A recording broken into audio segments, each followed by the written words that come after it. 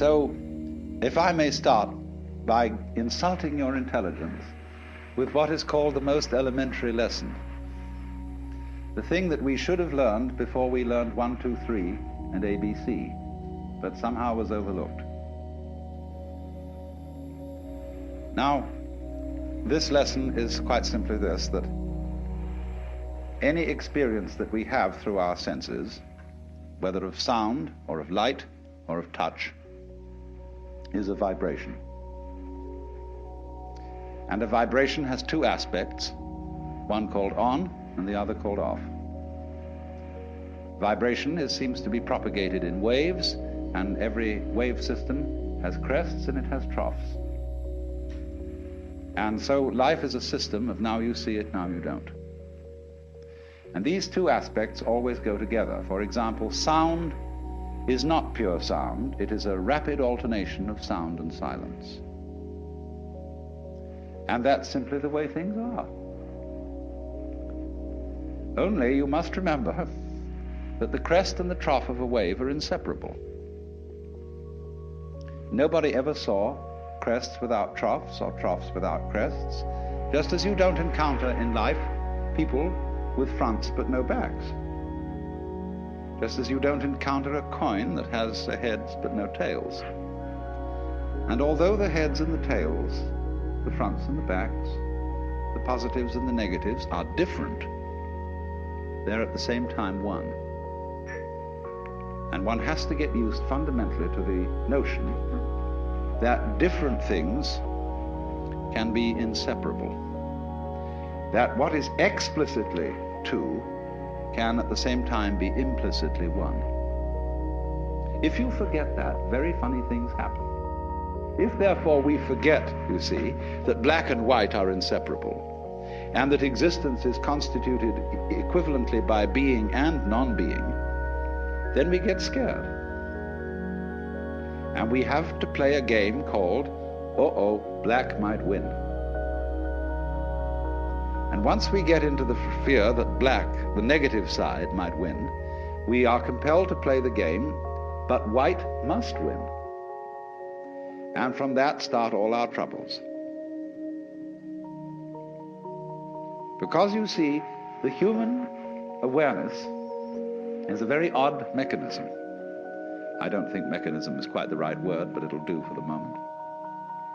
That is to say, we have as a species specialized in a certain kind of awareness, which we call conscious attention. And by this we have the faculty of examining the details of life very closely. We can restrict our gaze, and it corresponds somewhat to the peripheral field, the central field of vision in the eyes.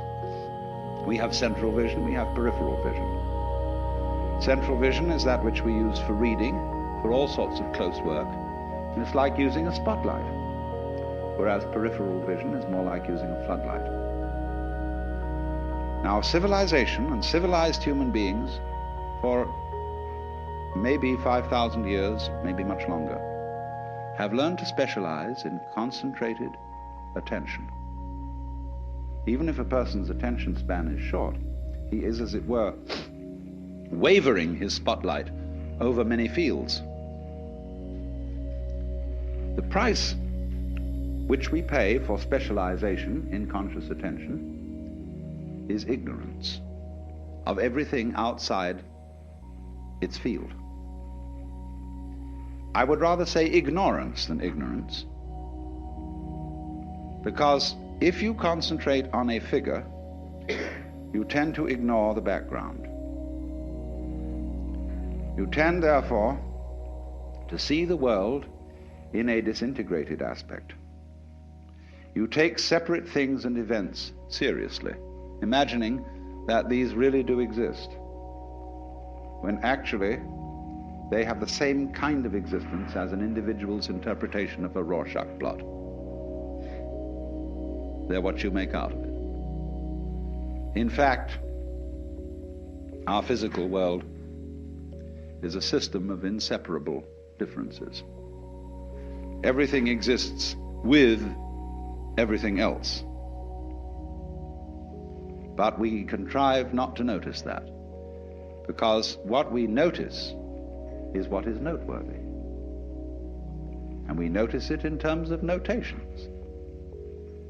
Numbers, words, images.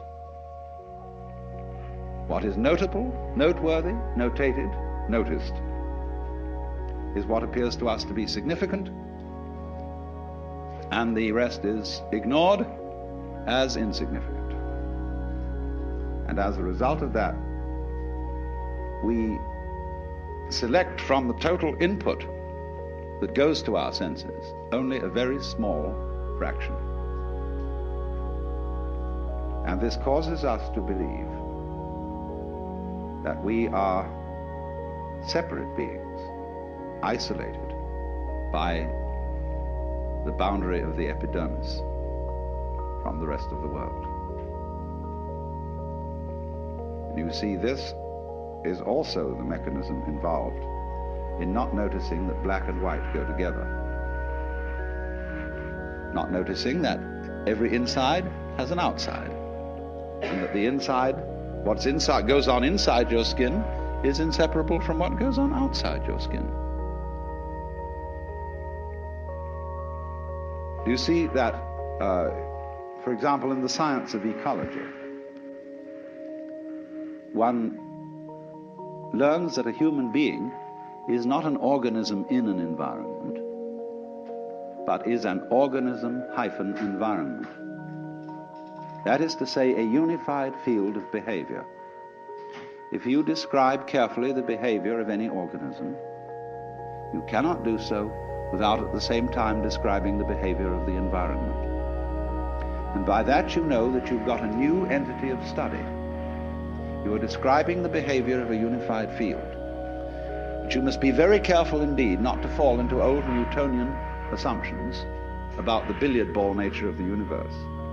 The organism is not the puppet of the environment, being pushed around by it. Nor, on the other hand, is the environment the puppet of the organism, being pushed around by the organism. The relationship between them is, to use John Dewey's word, transactional. A transaction being a situation like buying and selling, in which there is no buying unless somebody sells, and no selling unless somebody buys. So that fundamental relationship between ourselves and the world, which is in an old-fashioned way by people such as Skinner, who has not updated his philosophy, interpreted in terms of Newtonian mechanics. He interprets the organism as something determined by the total environment. And he doesn't see that in a more modern way of talking about it, we're simply describing a unified field of behavior, which is nothing more than what any mystic ever said. That's a dirty word in the modern academic scientific environment. But if a mystic is one who is sensibly or even sensuously aware of his inseparability as an individual from the total existing universe, he is simply a person who has become sensible, aware through his senses of the way ecologists see the world. So when I'm in academic circles, I don't talk about mystical experience. I talk about ecological awareness. Same thing.